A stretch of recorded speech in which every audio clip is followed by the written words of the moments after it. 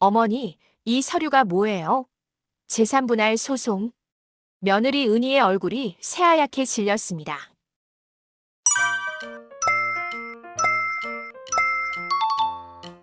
그 옆에서 제 아들 민수도 벌떡 일어났어요.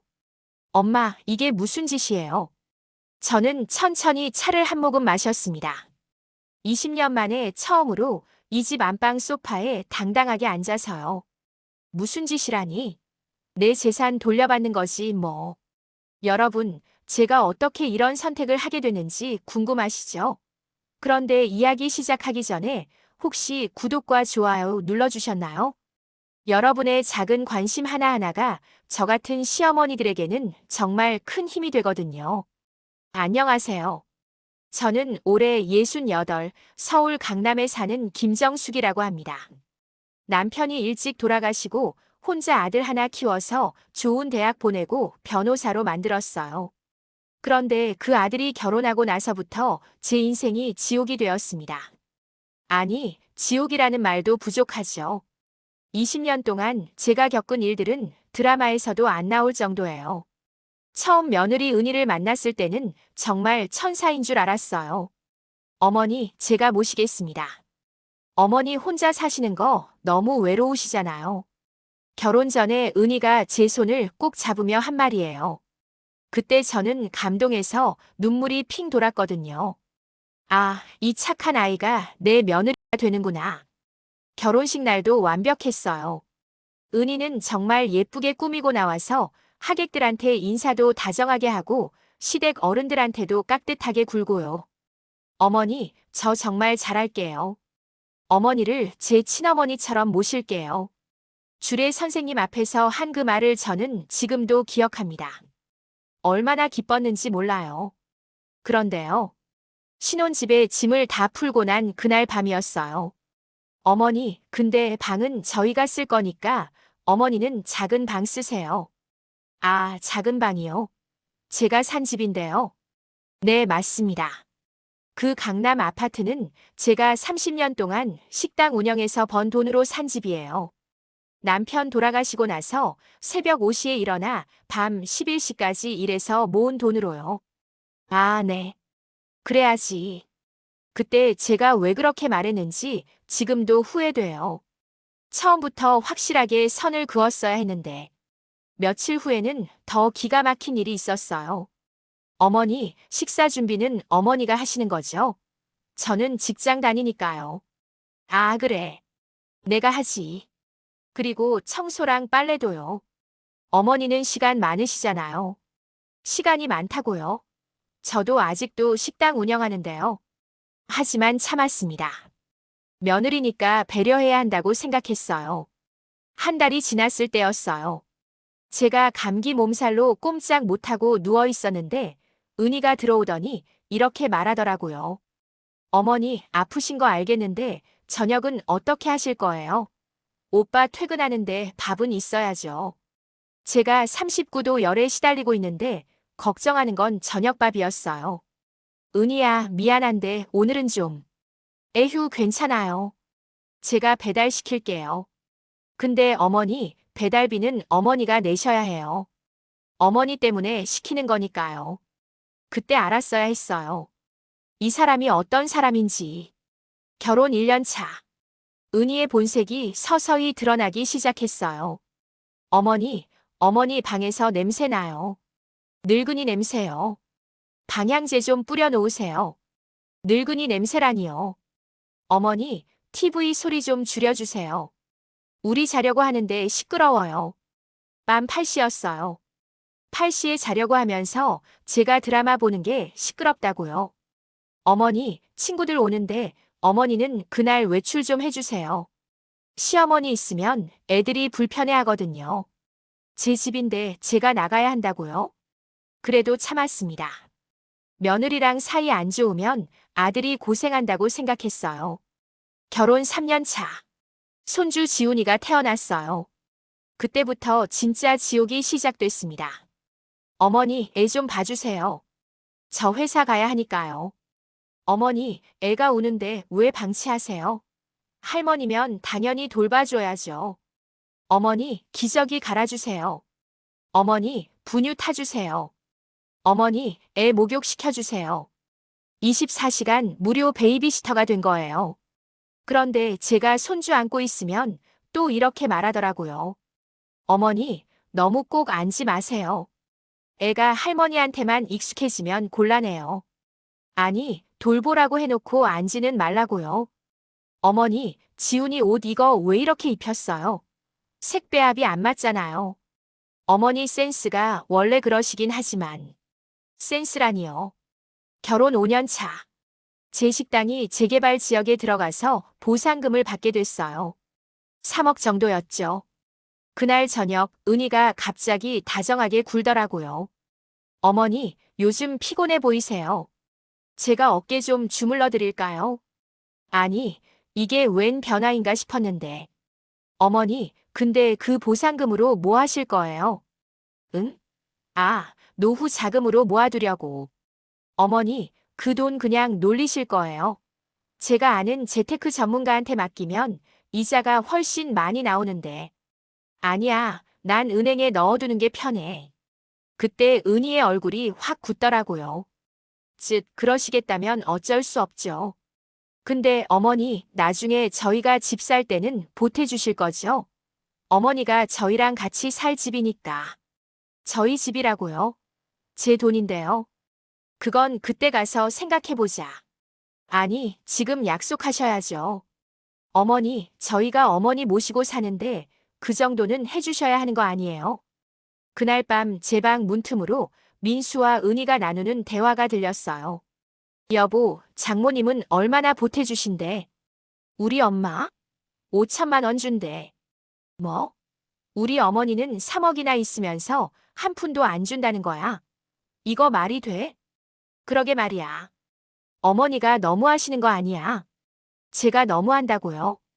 결혼 10년 차. 민수가 갑자기 사업을 하겠다고 했어요. 엄마, 나 로펌 그만두고 사업할래. 뭐? 변호사 그만둔다고? 응. 친구랑 같이 법률 컨설팅 회사 차릴 거야. 근데 엄마 투자금이 필요한데. 아, 여기서 이렇게 나오는구나. 얼마나 필요한데? 1억만 빌려줘. 나중에 회사 잘 되면 다 갚을게. 빌려달라는 게 아니라 그냥 달라는 거였죠. 민수야, 그 돈은 엄마 노후 자금이야. 그때 은희가 끼어들었어요. 어머니, 저희가 나중에 어머니 모실 건데 뭐가 걱정이세요? 오빠 사업 도와주세요. 결국 1억을 주고 말았어요. 제 노후 자금을. 그런데 6개월 후 그 회사는 망했고 1억은 증발했습니다.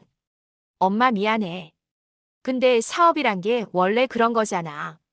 미안하다는 말 한마디뿐이었어요. 그 후로 은희의 태도는 더 나빠졌습니다. 어머니, 어머니는 뭐 하나 제대로 하시는 게 없네요.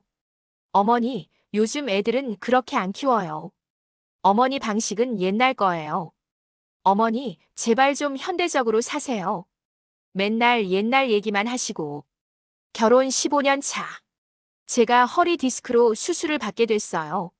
수술날 아침 은희가 한 말. 어머니, 수술 잘 받고 오세요. 근데 회복 빨리 하셔야 해요. 지훈이 학원 데려다 줄 사람이 없거든요. 민수도 마찬가지였어요. 엄마, 수술 끝나면 연락해. 나 재판 있어서 병원 못 가. 수술실로 들어가면서 옆 침대 환자분을 봤어요. 그분은 온 가족이 다 와서 손잡아주고 있더라고요. 저는 혼자였습니다. 마취에서 깨어났을 때도 아무도 없었어요. 간호사가 안쓰러운 듯 물어보더라고요. 보호자분은요? 바빠서요. 아이고. 퇴원하는 날도 택시 타고 혼자 집에 왔어요. 허리가 아파서 꼼짝도 못하는데. 집에 도착했더니 은희가 현관에서 저를 맞이하더라고요. 어머니, 수술 잘 되셨어요? 응. 그럼 다행이다.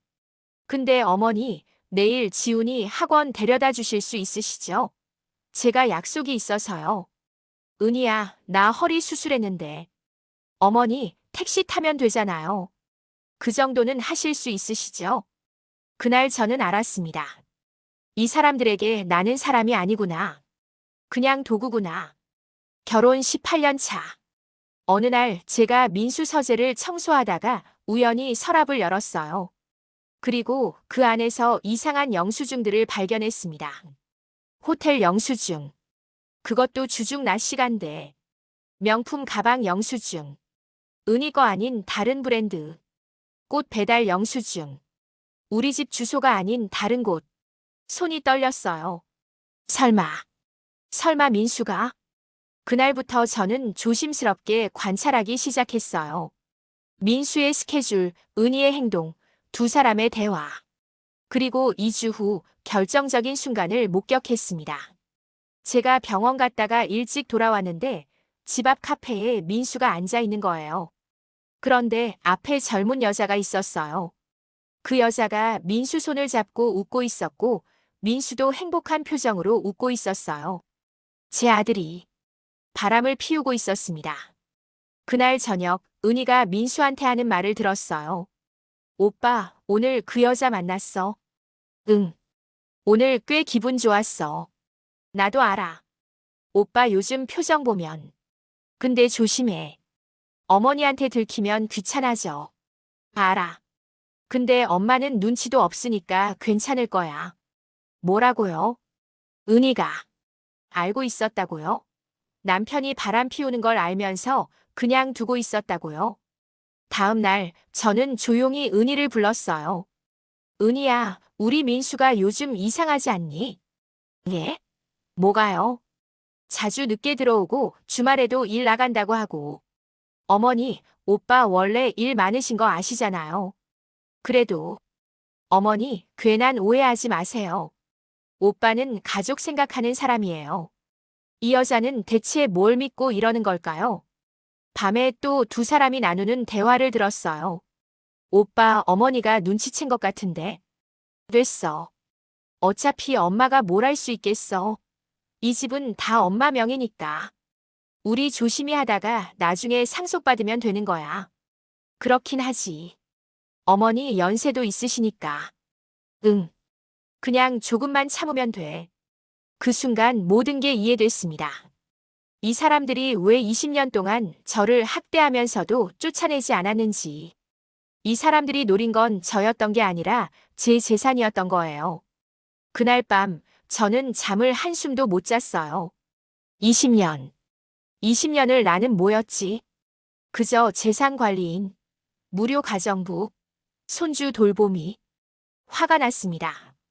정말 미칠 것 같았어요. 하지만 동시에 머리가 차갑게 식었어요. 그래, 너희가 그렇게 나온다면 나도 가만히 있지 않겠어. 다음 날 저는 민수 친구인 박 변호사를 찾아갔어요. 이모 웬일이세요? 박 변호사, 내가 상담 좀 받으러 왔어. 상담이요? 재산 문제랑 이혼 문제. 박 변호사의 표정이 굳었어요. 민수 형이랑 형수님 얘기신가요? 응.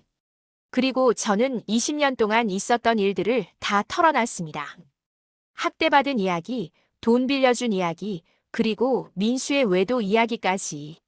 박 변호사가 놀란 표정으로 말했어요. 이모, 이거 재산분할 소송 충분히 가능합니다. 그리고 외도 증거만 확보하면 이혼 소송에서도 유리해요. 근데 민수가 내 아들인데. 이모 죄송하지만 제가 보기엔 민수 형은 이미 아들이 아니에요.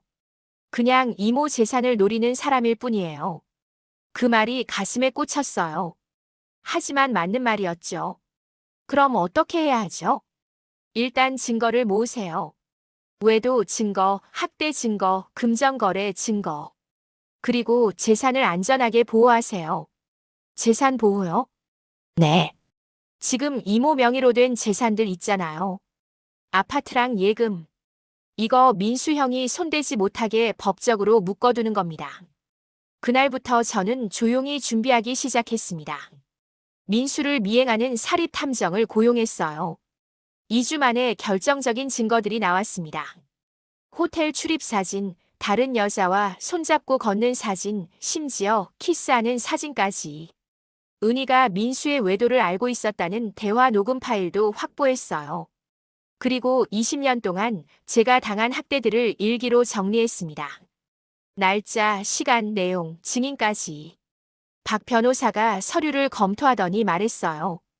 이모, 이 정도면 충분합니다. 재산분할 소송 바로 진행하시죠. 근데 박 변호사, 민수가 내 친구 아들이잖아. 괜찮겠어? 이모, 저는 변호사로서 의뢰인 편을 들어야 합니다. 그리고 솔직히 민수 형이 한 짓은 용서가 안 돼요. 그날 저는 민수와 은희를 거실로 불렀습니다. 엄마, 무슨 일이세요? 저 바쁜데. 민수야, 은희야. 오늘 중요한 얘기가 있어. 뭔데요? 테이블 위에 서류를 꺼내놨어요. 이게 뭐예요? 은희가 서류를 집어들더니 얼굴이 하얗게 질렸습니다. 어머니, 이게 재산분할 소송이요. 그래. 민수가 벌떡 일어났어요. 엄마, 이게 무슨 짓이에요? 무슨 짓이라니? 내 재산 돌려받는 거지. 돌려받다니요? 무슨 말씀이세요? 민수야, 20년 전 너 결혼할 때 이 아파트 너 명의로 옮긴다고 했잖아. 근데 아직도 내 명이더라. 왜 그런 줄 알아? 그야. 내가 그때 알았어. 너희가 뭘 노리는지. 그래서 일부러 안 옮긴 거야. 은희가 떨리는 목소리로 말했어요. 어머니, 저희가 뭘 노렸다는 거예요? 뭘 노렸냐고. 내 재산이지. 20년 동안 나를 학대하면서 기다린 거 아니었어. 내가 죽으면 다 너희 거니까. 어머니, 그게 무슨. 그때 저는 다른 서류를 꺼냈어요. 그리고 이건 뭔지 알아?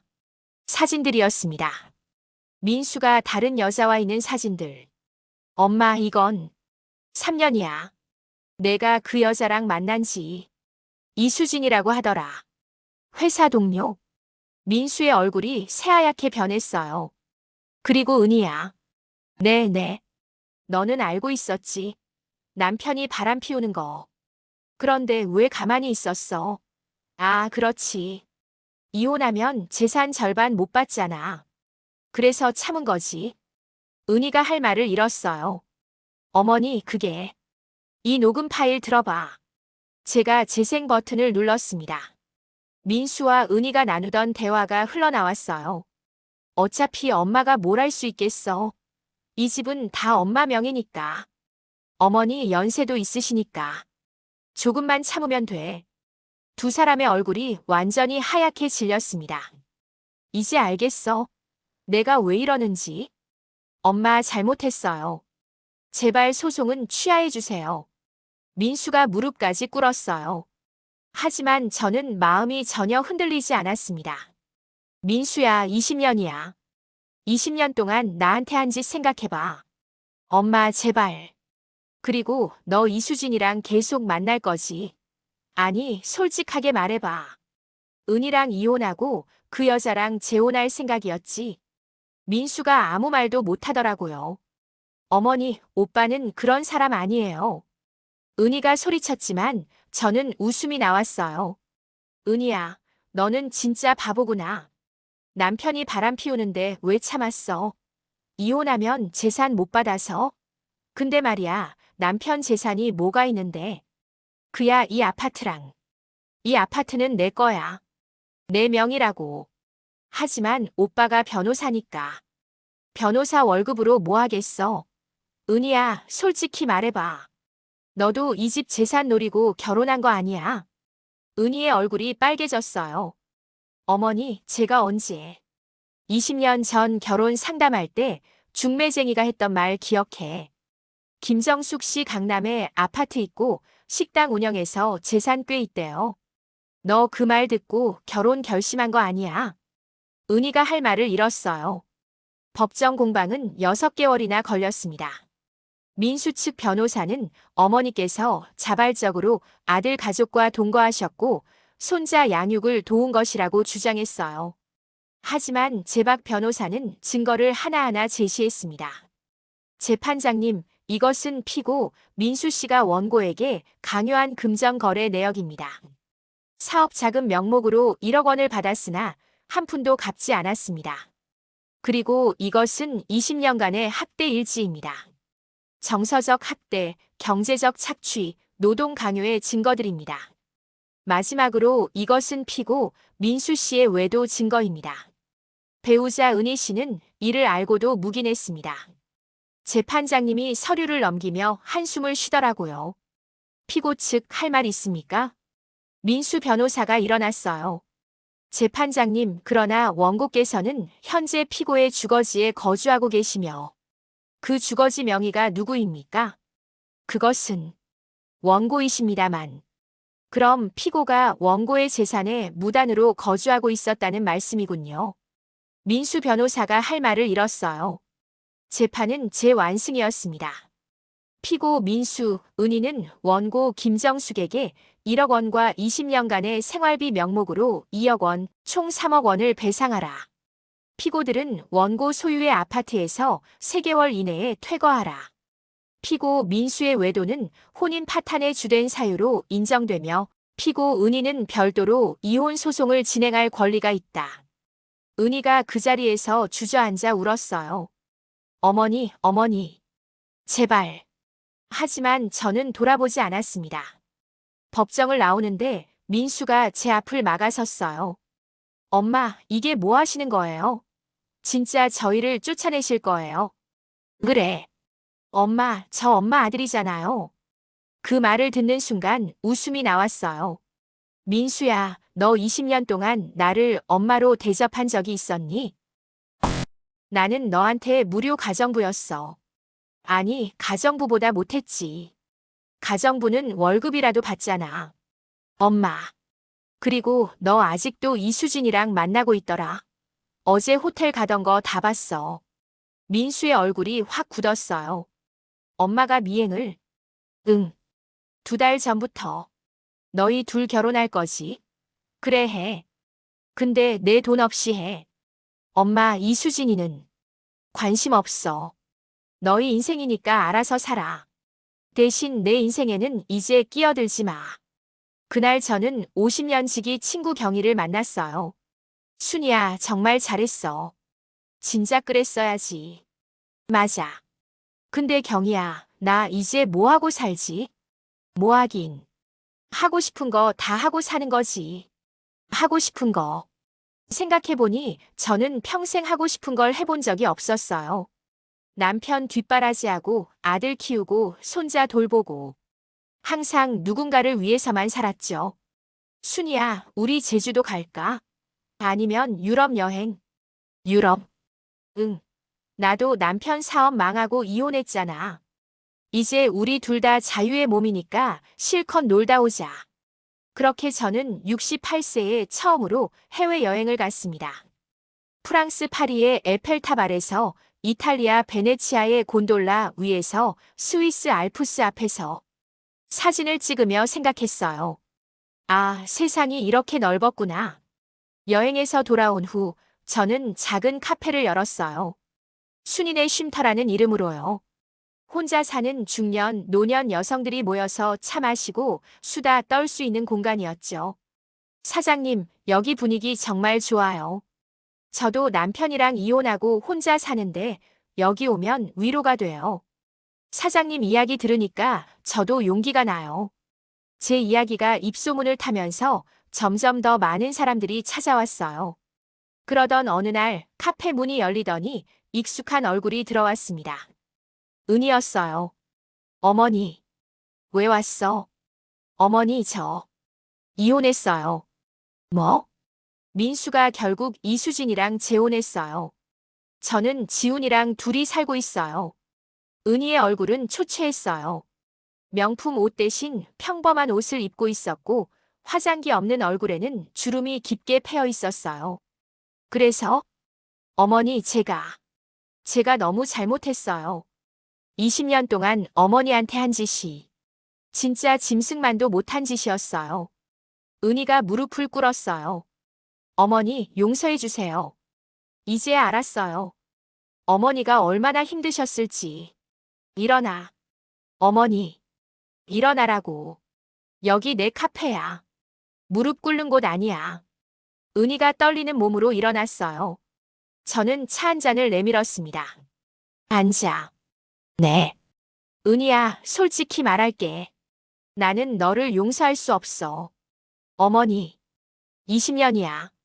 20년 동안 나한테 한 짓들을 어떻게 용서해? 그건 불가능해. 은희가 고개를 떨구었어요. 하지만, 네. 지훈이는 내 손자야. 그 아이까지 미워할 수는 없어. 은희의 눈에서 눈물이 주르륵 흘렀어요. 어머니, 지훈이 잘 키워. 그리고 너도 이제 혼자 사는 법 배워. 남자한테 기대지 말고. 네, 네. 그리고 한 달에 한 번 지훈이 데리고 여기 와. 할머니가 밥 사줄게. 어머니, 정말요? 대신 조건이 있어. 너도 여기서 아르바이트 해. 다른 할머니들 어떻게 사는지 보고 배워. 그렇게 은희는 제 카페에서 일하게 됐어요. 처음에는 어색했지만 점점 달라지더라고요. 할머니, 커피 나왔습니다.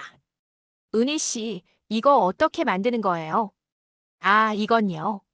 손님들과 웃으며 이야기하는 은희를 보면서 생각했어요. 이 사람도 결국 피해자였을지 모른다고요. 돈과 체면에 집착하도록 만든 이 사회의 피해자. 하지만 그렇다고 해서 저한테 한 짓이 용서되는 건 아니었죠. 6개월 후 민수한테서 전화가 왔어요. 엄마. 왜? 엄마 나 도와줘. 무슨 일인데? 이수진이랑 결혼했는데 그 여자가 바람을 피워. 웃음이 나왔어요. 그래서? 엄마, 나 지금 정말 힘들어. 회사도 잘렸고 집도 없고. 민수야, 그거 너한테 벌 받는 거야. 엄마, 너 은희한테 한 짓 생각해봐. 이수진이 너한테 똑같이 하는 거야. 엄마, 제발. 다시 좀 도와줘. 나 엄마 아들이잖아. 민수야, 마지막으로 딱 한 번만 말할게. 응? 너는 이제 내 아들이 아니야.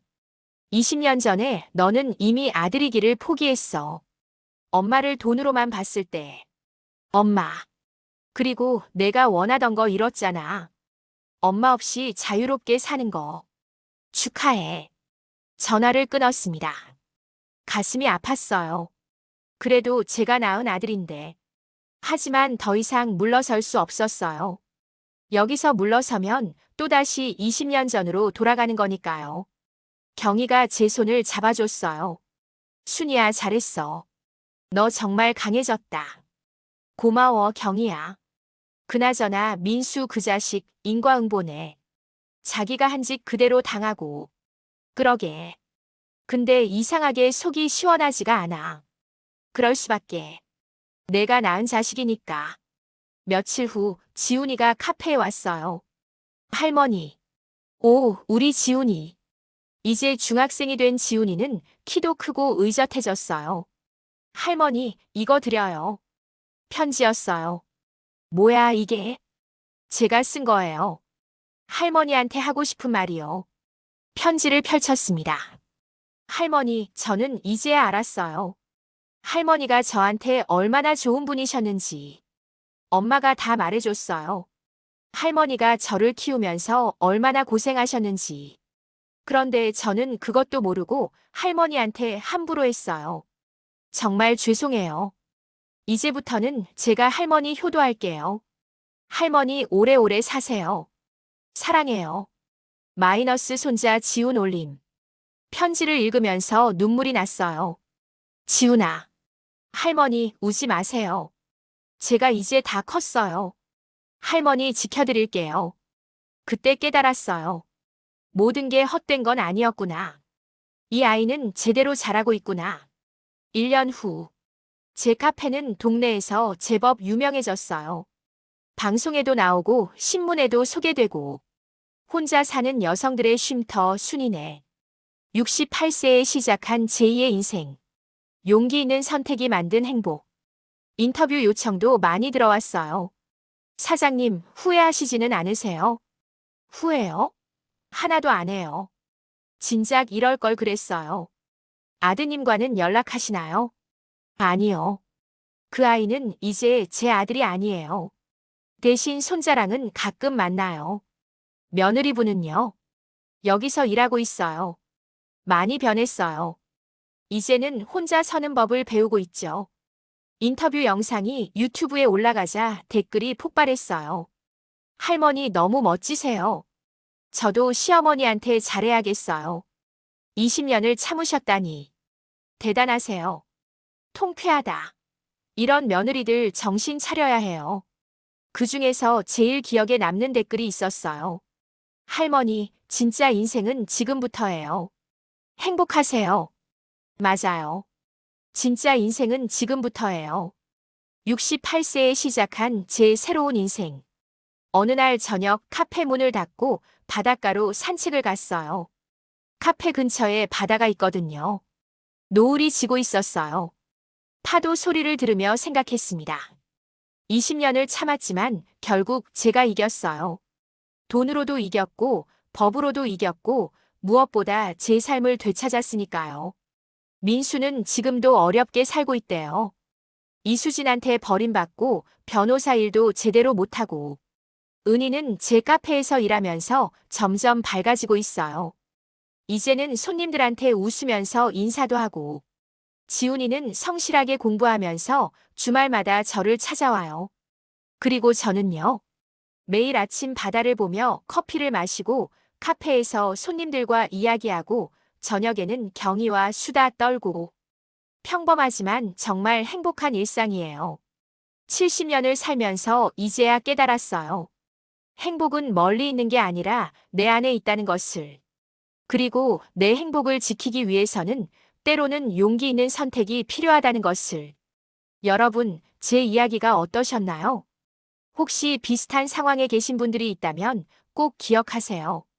참는 것만이 미덕은 아니에요. 당신의 인생은 당신 것이고 당신의 재산도 당신 것이에요. 아무리 가족이라도 당신을 학대할 권리는 없어요. 그리고 나이는 숫자일 뿐이에요. 68세에도 70세에도 새로운 시작은 가능해요. 저처럼요. 혹시 용기가 필요하신 분들은 댓글로 이야기해 주세요. 우리 서로 응원해줘요. 그리고 구독과 좋아요도 잊지 마세요. 여러분의 작은 관심이 저 같은 할머니들에게는 정말 큰 힘이 되거든요. 다음에는 또 어떤 이야기로 찾아올까요?